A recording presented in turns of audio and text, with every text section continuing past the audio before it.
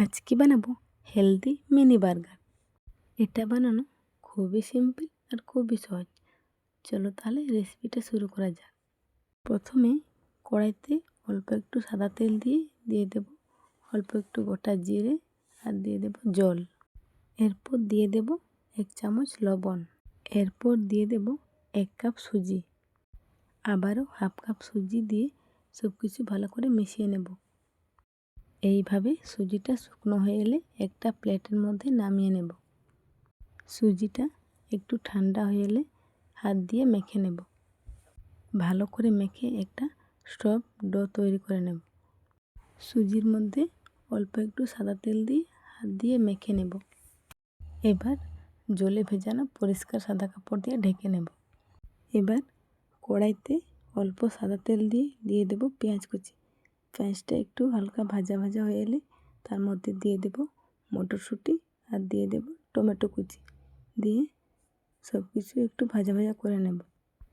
সব কিছু একটু ভাজা ভাজা হয়ে এলে তার মধ্যে দিয়ে দেব পরিমাণ মতো লবণ, হলুদ গুঁড়ো, লঙ্কা গুঁড়ো আর দিয়ে দেব আগে থেকে সেদ্ধ করে নুন দিয়ে মেখে রাখা আলু। দিয়ে আবারও সব কিছু ভালো করে মিশিয়ে নেব। সব কিছু ভালো করে মেশানো হয়ে গেলে দিয়ে দেব ওপর থেকে কাঁচা লঙ্কা কুচি, জিরে গুঁড়ো আর দিয়ে দেব ম্যাগি মশলা। দিয়ে আবারও কিছুক্ষণ নাড়াচাড়া করে সবার শেষে দিয়ে দেব পরিষ্কার করে ধুয়ে রাখা চিড়ে। দিয়ে আবারও কিছুক্ষণ নাড়াচাড়া করে এবার নামিয়ে নেব। এবার আগে থেকে মেখে রাখা সুজিটাকে রুটির মতো করে বেলে নিতে হবে।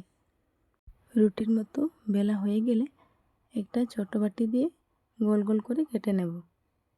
সবগুলোকে রুটির মতো করে বেলে সবগুলোকে গোল গোল করে কেটে নিতে হবে।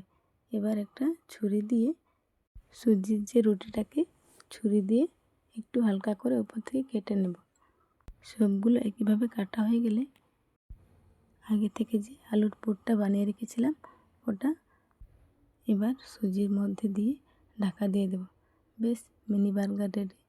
এবার একটা প্যানের মধ্যে তেল দিয়ে এবার সুজির বার্গারগুলো একে একে সবগুলো দিয়ে দেব।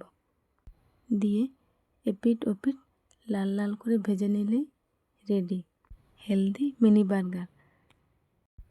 খেতে কিন্তু খুবই ভালো হয়েছিল।